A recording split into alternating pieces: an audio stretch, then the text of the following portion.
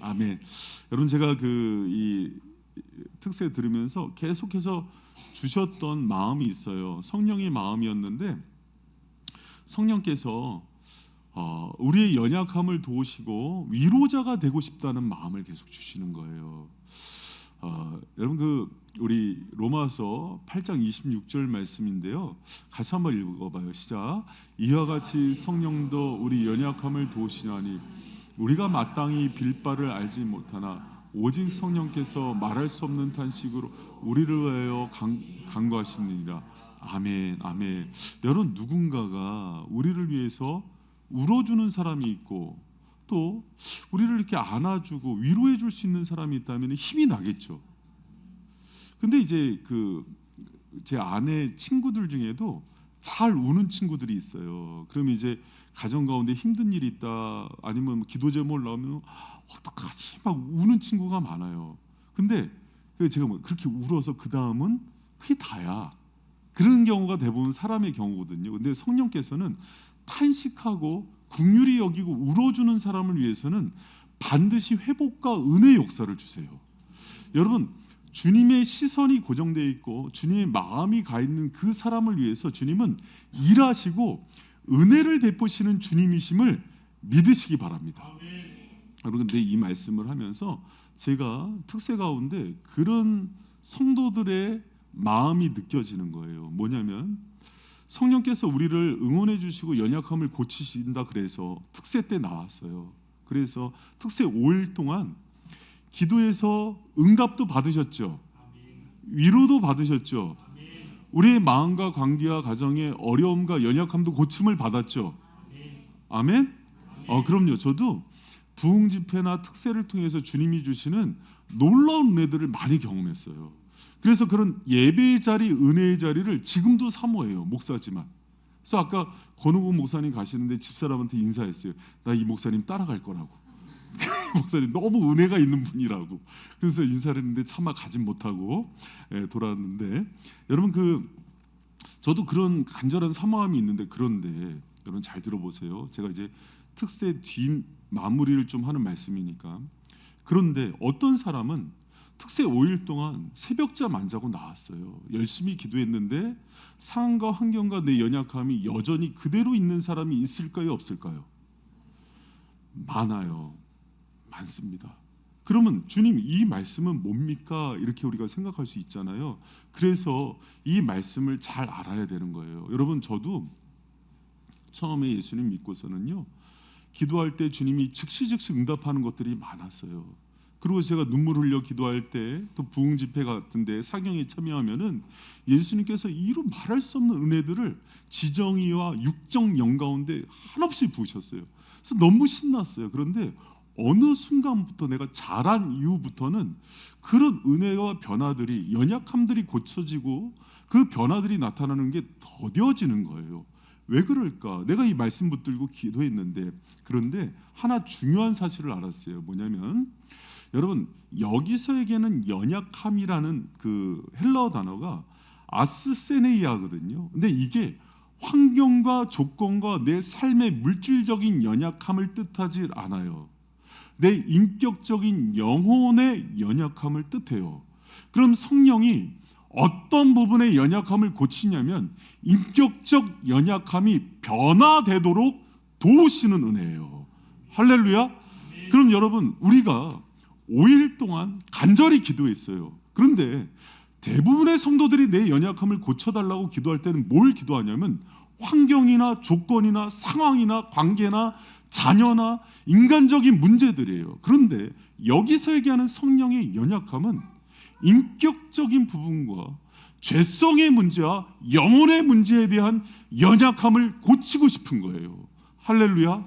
그래서 여러분 우리가 성숙할수록 주님은 보이지 않는 심령과 폐부와 마음의 문제를 변화시키시는 분이 우리 성령 하나님이세요. 할렐루야. 여러분 그게 더 큰 은혜예요. 여러분 이렇게 생각해 보세요. 만약에 이번 특세 때 담배를 하루에 막 두세 갑을 펴서 폐암 말기인 사람이 왔어요. 근데 이 사람이 간절히 기도한 거예요. 주님 이 폐암 고쳐주세요. 그래서 주님이 폐암을 깨끗이 고치셨어요. 그런데 이 사람이 그 죄성과 인격의 연약함은 고쳐지지 않은 거예요. 그래서 여전히 담배를 또 두세 갑씩 펴요. 그러면 폐암이 반복되겠어요? 안 반복되겠어요? 반복되는 거예요. 그래서 주님은 그때부터는 어떻게 고치시냐면 이 사람의 인격을 고치시고 과정을 고치시는 거예요. 그래서 그 결론에 이를 수 있는 성숙함을 선물해 주세요. 여러분 실망하지 마시고요. 왜 그러냐면 제가 이 메시지를 정한 이유는 주님께서 기도하는 가운데 자꾸 알려주신 거예요. 응답 못 받아서 실족하고 있는 어린 영혼들도 있고 낙심하고 있는 영혼도 있는데 내가 사랑하는데 아들 딸들의 모든 기도를 들었다고 전해라. 그리고 주님이 일하는 거는 우리를 사랑하기 때문에 더 좋은 것들을 주시고 고치시는 거야. 뿌리를 고치고 있으니까는 기다리면서 내 인격과 성품을 변화시킨 이후에 더 좋은 걸 주시는 아버지를 기다려라. 아멘. 할렐루야. 아멘. 내가 조곤조곤하게 하려고 그랬는데 우리 권홍우 목사님이나 김근영 목사님 보면서 다짐을 했는데 여러분 사람은 자기 스타일대로 가는 거예요. 여러분 그래 주님이 그 마음을 주시는 거예요. 여러분 사랑하는 성도 여러분 낙심하지 마세요. 주님이 낙심하지 않으면 때가 되면 이루시는 줄 믿으십니다. 우리 주님이 여러분 그렇게 사랑한다고 그 종들을 보내서 바쁜 종들을 보내서 그렇게 사랑의 고백을 들려주시고 위로를 주셨잖아요. 그렇죠? 그런데 이제 나를 수술하고 일하기 시작하는 거예요. 근데 그걸 못 견디고 그 사이에 나가버리면 여러분 또 시간이 오래 걸려요. 그분은 천년이 하루 같고 하루가 천년 같기 때문에 60평생을 통해서 이 진리 하나를 얘기할 수도 있어요. 그러니까 여러분 절망하지 말고 과정과 성품과 그 중간에 모든 것들을 변화시키고 인격을 성숙케 하시는 그 주님 바라보는 우리 바이샘 성도들 되시기를 축원합니다. 아멘. 할렐루야. 아멘. 여러분 제가 일전에 한번 그 새벽의 예화로 한번 얘기한 내용인데 그 단편 소설 중에 1988년도에 일본 소설가 구리 료헤이라는 사람이 쓴 소설 중에 우동 한 그릇이라는 소설이 있어요. 근데 너무 감동이 돼요. 짧은 단편인데 내용인즉슨 남편이 운전을 하다가 교통사고가 나면서 8명을 죽게 해요. 근데 그 보상금이나 이게 너무 많이 나와서 좌절하고 낙심하다가 술 먹다가 자살을 합니다. 근데 이 뒷감당이 힘들잖아요. 근데 아내와 아들 둘이 남거든요. 아내와 아들 둘이 남아서 그 아내가 하루에 우리나라 돈으로 환산하면 200~300만 원의 돈을 갚으면서 일을 해요. 그런데 그래도 두 아들들을 열심히 잘 키워요. 그리고 1년 이렇게 일본은요 12월 31일이 되면은 우동이나 국수를 먹는 문화가 있어요. 그래서 이제 복을 빌고 이제 오래 산다 이제 그래서 하는데 아들들을 데리고 가서 둘을 데리고 와서 우동 한 그릇만 시켜요. 그 북해정이랑 식당에 가서. 근데 우동을 이렇게 먹으면 주인이 마음씨가 좋으니까 1인분만 시켰는데 3인분만큼 주는 거예요. 근데 이제 해마다 주인이 가만 보니까 12월 31일이면 꼭 그 모자가 오는 거예요. 근데 어느 때나 마찬가지로 꼭 한 그릇을 시켜요. 그럼 마음씨 좋은 주인은 항상 넉넉하게 주죠. 세월이 지나서 우동값이 150엔에서 일본 엔화니까 200엔으로 바뀌어요. 주인이 항상 문 닫기 전에 오거든요. 11월 31일. 그러면 그 모자를 위해서 200엔을 떼고 150엔을 붙여요. 그 가격에 우동 한 그릇 값에 3그릇만큼을 줘요. 그렇게 세월이 지나면서 주인이 그렇게 그 가정들을 위해서 그렇게 헌신하고 그러는데 어느 날 모자가 하는 얘기를 들어요. 교통사고 나서 보상금을 주느라고 어렵게 살았는데 이제는 다 갚았다. 그러니까 힘내라. 그러니까 큰아들이 이렇게 얘기해요. 엄마 나도 엄마 도울게요. 그러면서 신문을 돌리면서 내가 알바 열심히 할게요. 작은 아들은 엄마 집안일을 내가 열심히 도울게요 하면서 엄마를 위로해줘요. 그러면서 작은 아들이 착한 아들이죠. 엄마를 위로해 주려고 학교에서 글쓰기 상탄 것을 엄마한테 읽어줘요. 근데 글쓰기 상탄 주인이 옆에서 왔다 갔다 하면서 다 들어요. 글쓰기 제목이 뭐냐면 북해정 식당 이야기 이게 제목이에요. 자신들이 어려워서 늘 12월 31일에 그 식당을 찾았는데 우동 한 그릇 시켜서 세 그릇을 먹는 게 너무 부끄러웠다, 어린 나이에. 그런데 주인 아저씨는 오히려 반겨주면서 한 그릇 값인데 세 그릇을 늘 주는 넉넉한 주인이었다. 그리고 우리가 갈 때면 감사합니다, 안녕히 가세요 크게 인사를 해주셨는데 그 소리가 힘내, 지지마 하는 응원의 소리로 들었고 그 소리로 우리는 새해를 힘차게 시작할 수 있었다. 그거를 막 이제 얘기해 주는데 주인과 그 아내분이 식당에서 그 주방에 들어가서 하염없이 울어요. 다 알고 있었구나. 그러고 나서 이제 그 세월이 지났는데 새 모자가 보이지가 않아요. 그런데 그 사이에 여러분 마음씨 좋은 주인은 식당이 크게 번창했을 거 아니에요. 그런데 늘 그 모자가 앉던 2번 테이블을 치우질 않아요. 계속 남겨둬요. 그리고 세월이 10년 지났는데도 남겨둬요. 그 사이에 그 사연을 알고 2번 테이블이 연인들의 명소가 돼요. 그러던 어느 날 중년의 그 신사복을 입은 멋진 남자 둘과 또 기모노를 입은 할머니가 이렇게 왔는데 대번에 알아본 거예요. 아, 이 모자가 왔구나. 그런데 그 아들 둘이 한 사람은 그 당시 일본 성공의 상징이에요. 80년대 의사가 되고 한 사람은 은행원이 돼요. 세 사람이 와서 주인한테 이렇게 얘기해요. 우리가 우동 세 그릇을 시켜도 될까요? 그랬더니 주인이 막 울면서 너무 기뻐하는 거예요. 여러분 제가 이 소설을 읽으면서 마음이 감동이 됐던 게 뭐냐면 잘 들어보세요.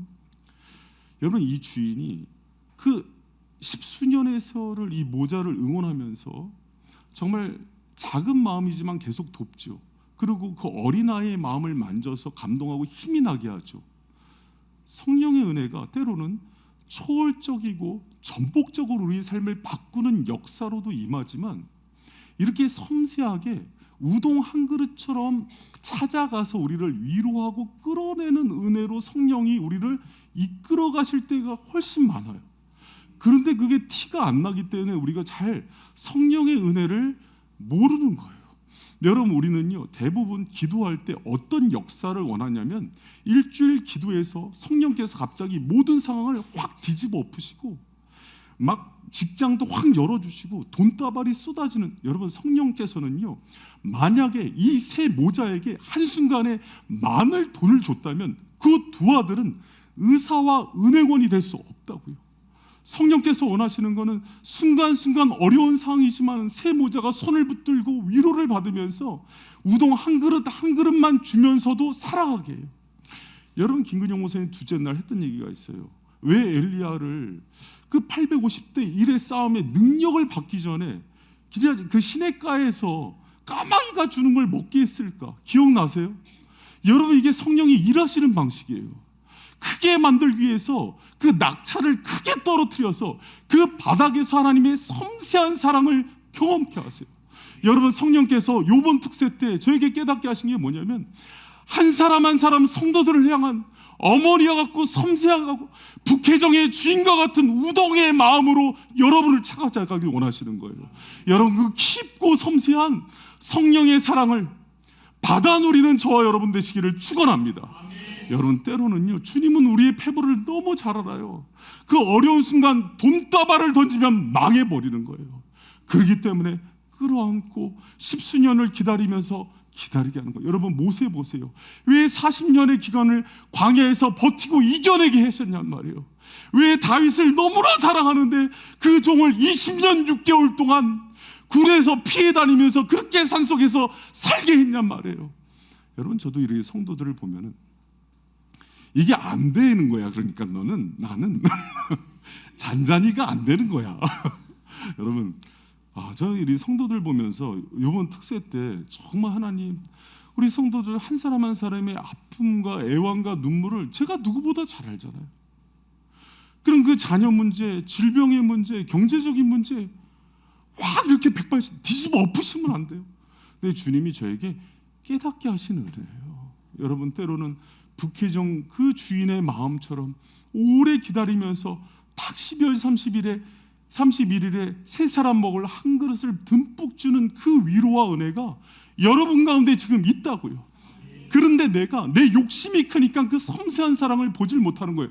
속 깊고 우리보다 지혜와 명철이 부요하신 그 은혜를 보지 못하는 거예요. 여러분, 그 은혜의 주인공들이 되시기를 축원합니다.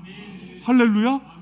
주님께서 원하시는 그런 성령의 충만함은요, 우리가 권능과 능력 가운데 우리가 그 사도행전 1장 8절을 너무 좋아해요. 성령이 임하시면 권능을 받고 예루살렘 온 유대야 사마리아 땅끝까지 이르되 증인된다. 바울처럼 막 뱀한테 물렸는데도 살아나고 옥문이 열리고, 여러분 그런 역사도 있습니다. 여러분, 주님이 그 능력을 제한해서는 안 돼요. 그러나 주님이 자신의 큰 종들을 만들 때 두 사람이 와서 자기네 인생을 두고 증명을 하잖아요. 그걸 증명하면서 외치는 소리가 있는 거예요. 우리를 이렇게 성장시키면서 30년 동안 담금질을 한 그 성령님을 믿으라고 얘기하는 거예요. 할렐루야. 김근영 목사님 나보다 젊게 생겼는데 이제 50대 중반이에요. 그 양반이 그렇게 안 보이죠. 그래서 내가 목회자가 그렇게 잘생긴 건 죄라고 얘기를 해요.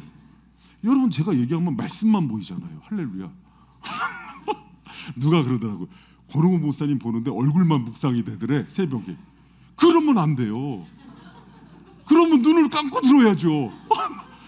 그렇게 목사님 얼굴을 묵상해요. 여러분, 저는 저 얼굴로도 주님 일을 하는구나 하면서 주님만 크게 보이죠. 할렐루야. 장로님이 아멘 크게 하셨어요. 여러분, 그게 은혜인 거예요. 할렐루야. 그래서 여러분, 저는 주님이 이번 특세 때 여러분의 모든 탄원과 신음소리의 아픔을 들으신 줄 믿으시기 바랍니다. 그리고 여러분 사랑하시는 주님께서 여러분을 위해서 지금 일하고 계시다는 것을 꼭 기억하고 낙심하지 마세요.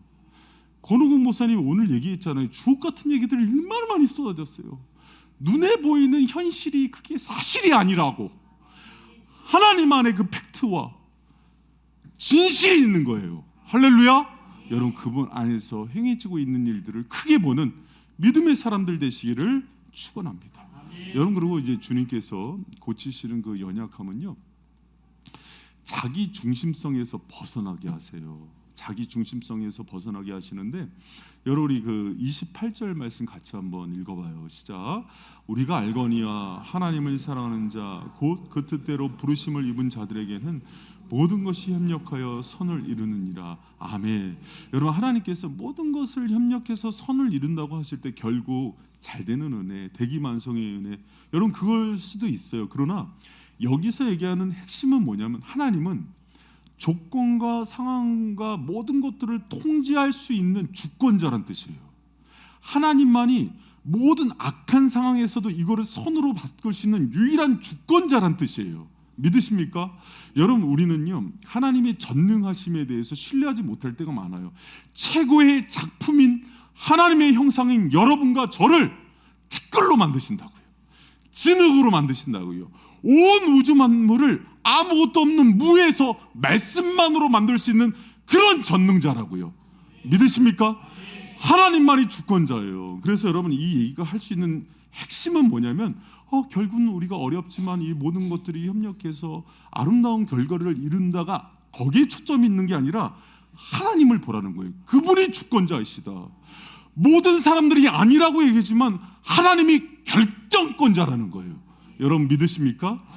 여러분, 그래서 신앙의 성숙은 여러분 꼭 들으셔야 돼요. 우리 연약함을 도우실 때 하나님이 뭘 도우시냐면 우리의 관점과 성숙함을 바꾸시는데, 신앙의 성숙함은 자기 중심성에서 하나님 중심성으로 바꾸는 거예요. 그래서 내가 보는 관점이 아니라 믿음의 눈을 가지고서 특세 5일을 통과하면서 하나님의 이 문제를 어떻게 보실까? 아멘. 할렐루야. 아멘. 왜 사람의 눈으로 판단하냐? 왜 사람의 눈으로 판단하냔 말이에요. 하나님의 관점으로 이 문제를 바라보면서, 여러분 정말 인간적인 생각이 아니라 주님이 이 일의 마지막을 결정하신다. 믿으십니까? 아멘. 아멘. 여러분, 하나님이 주권자가 되시면요, 내 인생의 모든 재료를 가지고 선을 이루세요. 내 인생의 모든 재료들, 좋은 일, 나쁜 일, 성공, 실패, 약함, 강함, 질병, 부요함, 가난함, 또 때로는 관계 속에서 사이코패스가 나를 힘들게 하는 모든 재료를 가지고 결국 하나님 일을 이루시는 분이 우리 아버지이심을 믿으시기 바랍니다. 왜 몸이 아픈데 낙심해요? 제가 주일날 얘기했잖아요. 사도 바울은 육체의 가시를 통해서 더 큰 은혜에 이르게 하는 완전한 선을 이루신다고요. 할렐루야. 여러분, 그런데 사람은 하나님 중심으로 보지 않아요. 자기가 불편하고 힘들면은 안 된다고 판단해요. 그게 인간 중심성이에요. 여러분, 우리가 특세 5일을 지나면서 이 믿음의 수많은 정말 주옥 같은 말씀을 들었잖아요. 그 말씀의 원리로 내 현실을 보시기 바랍니다. 그때 하나님이 일하시는 것을 경험하는 믿음의 사람이 되는 거예요. 여러분, 성도에게 일어나는 한 사건 한 사건을요, 잘 생각해보세요. 내 인생에 일어나는 한 사건 한 사건을 내 중심으로 보면 전부 낙심이고 절망이에요. 그러나 하나님 중심성과 그분의 렌즈로 보면은 모든 것이 협력해서 선을 이룰 일들이라는 거예요. 믿습니까? 여러분, 저는 이 일 가운데 여러분 정말 크게 주님이 행하실 일들에서 기대하는 그런 은혜의 성도들 되시기를 축복합니다. 여러분, 하나님은 능히 그 모든 일들을 이루고도 남으실 수 있는 주권자이시면서 전능하신 하나님이십니다. 그리고 무엇보다 그 주권자이시고 전능하신 하나님이 저와 여러분을 너무 아끼고 사랑하세요.